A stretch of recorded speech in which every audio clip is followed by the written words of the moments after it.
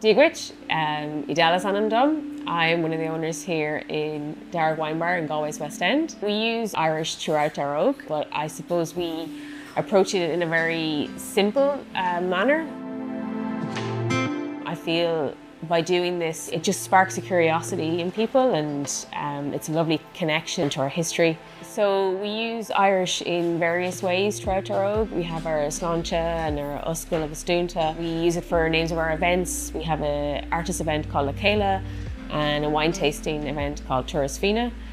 We've also collaborated with Wild Atlantic Wicks to make a special candle for ourselves, which is we've integrated some seanfocail into it, both in Irish and in English. So Stefan, our head chef, joined us last summer, and he's from Connemara, a fluent Irish speaker.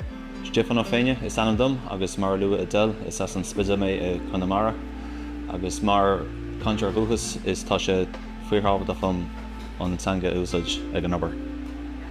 Hopim on Jesh, Gwelgalarch is na customary and Shaw in Daro. This is our third year entering the Gradam, and I suppose each year we work on adding Irish in a way that feels very comfortable and natural to us. And it's a way of showing pride and passion in our language.